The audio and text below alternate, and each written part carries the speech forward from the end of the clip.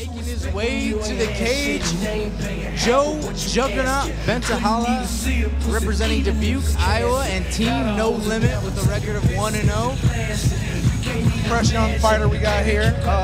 Pretty nice nickname with Juggernaut. I go back, you know, I'm a comic book fan, so I have to wonder if his style represents the Juggernaut from the comic books. You know, you got somebody who's willing to run through walls, gonna use their head, basically show that they don't care about taking any sort of damage because they feel they can overcome it. So I wonder if Joe's going to be able to do that.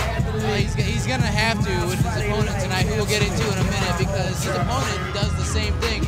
But yeah, with 1-0, you've been here before, you've done it once, so you know that you want to keep continuing. You don't want the 1-1, you want 2-0, and we'll see what he does tonight. Yeah, you want to give yourself a little bit of breathing room, you know, and even early on as a fighter, nobody wants to start stacking losses as opposed to wins. So I'm going to look for Bentalha to come out and try to land some damage early on, especially. You know, when you have young fighters, you sort of wonder how their cardio is, but we should be able to figure that out pretty early on. Bring it home and give it all back, 'cause giving all that what's been given to me, successful rapper. I might as well hit the lottery. So instead of becoming a diamond wearing. One of the cool things talking with Joe before the fights was that, I wouldn't necessarily call it cool, but he wanted me to give a shout out to his mom who passed away a few years back. So definitely want to do that. All right, making his way to the cage tonight, DeMarco Teague out of Rock Island, Illinois, representing Milicic Fighting System with a record of 3-0. And we have seen DeMarco fight before, and like we just said, he does have that juggernaut type of fighting where he gets you, dumps you, picks you up, dumps you quick, yep. And the fight's on. Early on in the fight, he'll dump you. Late in the fight, he'll dump you. So we know exactly what he's going to bring. Since we got the comic book thing going, when I was talking to DeMarco before the fight, he just so happened to say that he was looking to break his opponent, sort of Bane-esque. So we got Bane versus Juggernaut right here. I'm loving this, man. I like what we're doing. I like what we're doing already with the comic book comparisons. Yeah. Maybe that'll be the theme for the night for Cage Aggression 12. Who knows? I like it.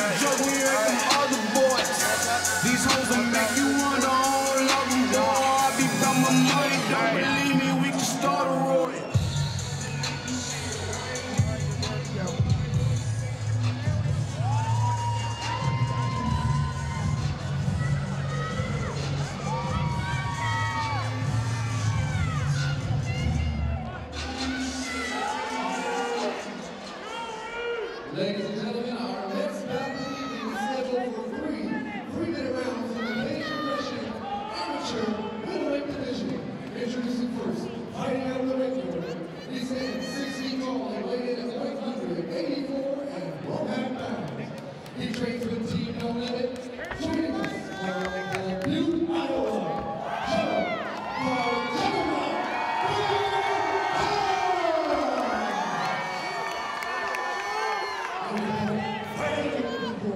he stands 5 feet 6 inches tall and weighed in at 189 pounds. He trains with Military Fighting Systems. Joining us from Rock Island, Illinois, DeMarco Teague.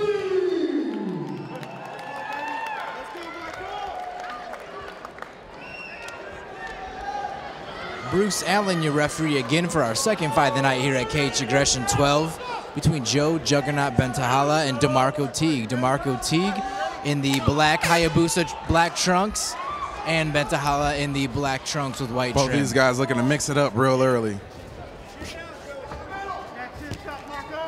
Teague going for the shoot. There we already see Strong again. takedown there by Teague. Got him from behind too and looking to dump him already. And he just likes to get to the ground quickly. Takes him down quick. I mean, that's just his thing, you know, that Bentalha had to have trained for that and known that was coming.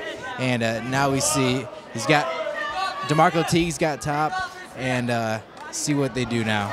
Yeah, Bentalha had to expect that coming in. He looks pretty comfortable with being on his back.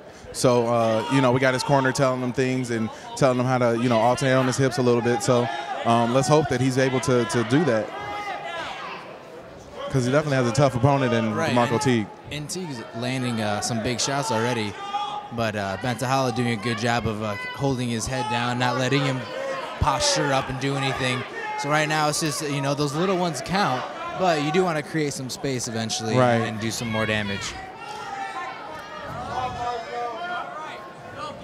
Bruce Allen, being a Bellator referee too, will stand up some things tonight if they kind of get in that stalemate position. So both fighters want to keep advancing and doing some things. And Teague is on top right now, and he's trying to be active as he can. You know, getting some good shots to the body.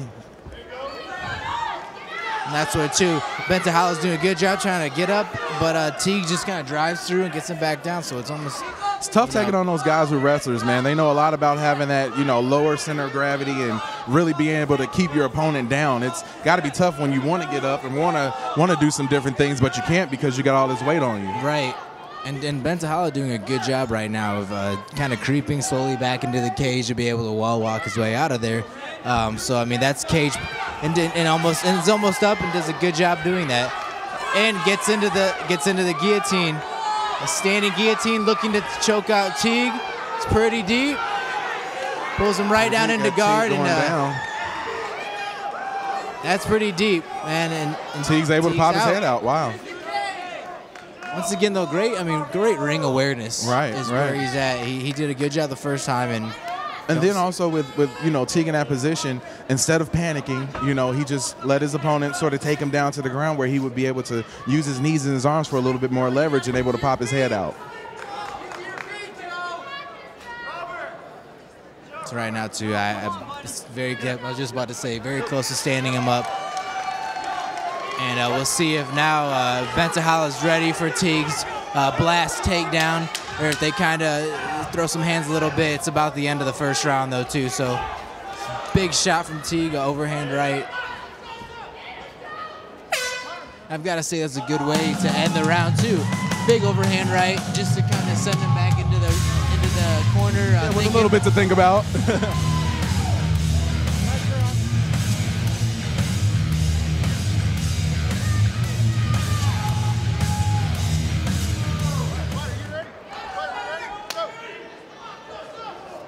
Here we go with round 2.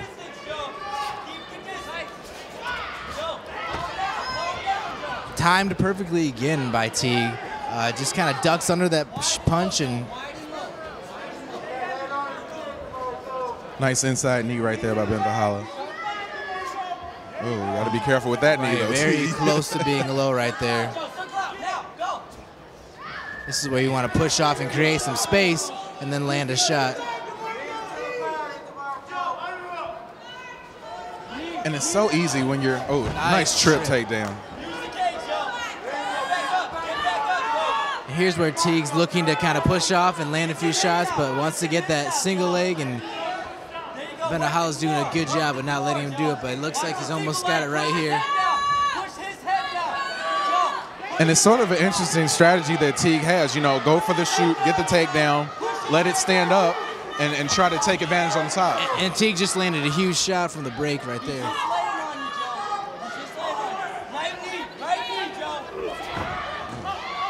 And Teague's really got that takedown strength.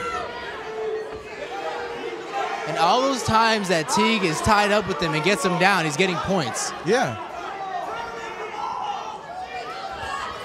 Going for that trip takedown one more time by Teague there. This is tiring for both fighters, but really tiring for Bentalha too. Yeah, and you know, he's basically being, you know, drugged around the cage right now. He's going to have to figure out some sort of strategy to sort of get a little bit of space between him and Teague, because Teague is smothering him right now. Gets him down again. I mean, that. He's like a wet blanket, you know. He's just been the story of the fight, right? And it might not be something that people would consider to be entertaining, or, you know, it's not, you know, quote unquote action packed, but, you know, there's a lot of technical ability that Teague is showing right now by being able to grind his opponent in the dust. Right, and I think we're getting away from some of that because more fans are educated now and they understand, you know, how hard it is to maintain position and do all that little stuff. And now Teague's got full mount and really needs to look to do some damage here and capitalize on this.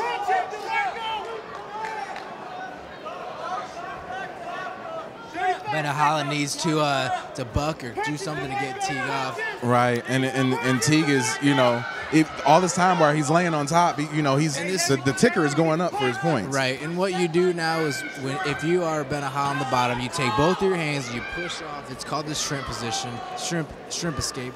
You push out and you get out of there. You go out on your side.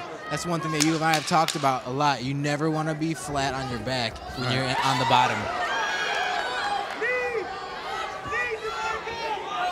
And now looking for the big knee, and Teague could have had the big knee, but end of the round. But yeah. You know, one thing that I noticed about Teague that he's really quick to do, and it shows the sort of training that he's been able to get, is that right on the break, right after the break, you know, they separate the guys, or for whatever reason, one guy's able to separate from the other, and he goes for that shot right at the head. That's the perfect time to do it, because that's not when you're least expecting it. It's not one of those where, oh, we're going to break, we're going to go both get back and then come back at it again. You break, you've got a couple seconds where you can land a big shot. So here we go with the third round of our second fight of the night here at Cage Aggression 12 between Joe Juggernaut Bentalha and DeMarco Teague. Joe, let him come to you.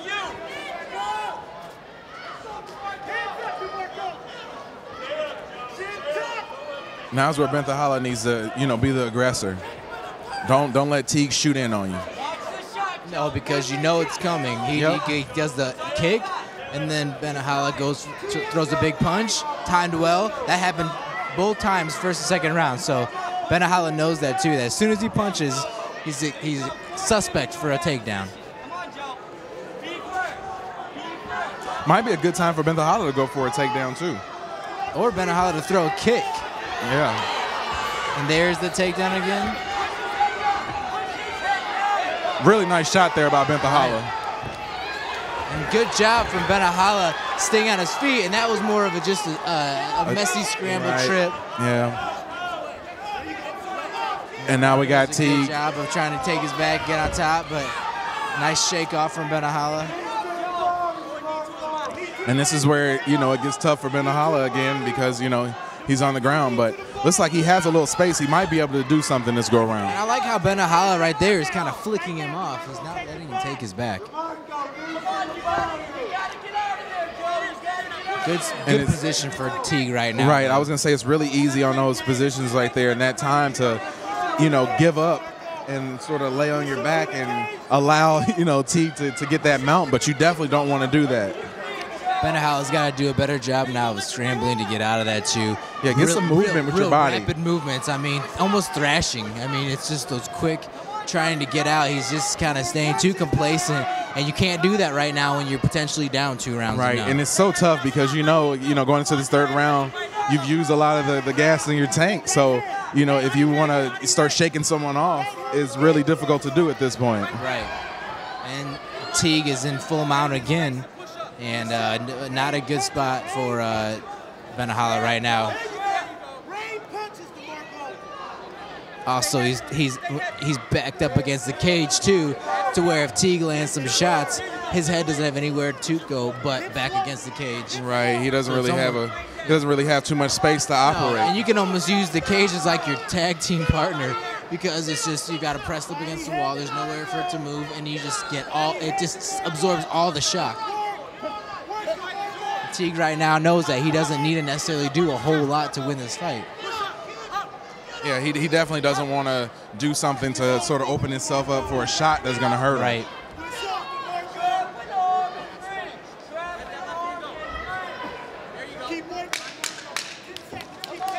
Coming to the end of the fight and definitely running out of time for Bentalha. And right now, you know, DeMarco Teague's just got to rest kind, and I think he's going to have a unanimous decision win.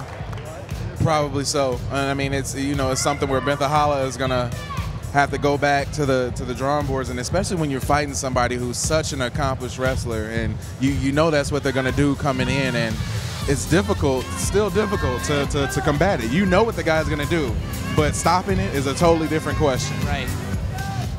Ladies and gentlemen, we go to the judges' scorecard for our decision.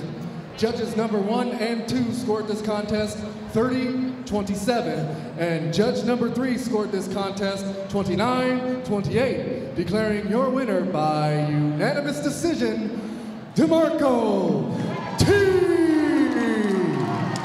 There's your winner in our second fight of the night here at Cage Aggression 12, DeMarco Teague, improving his record to 4-0.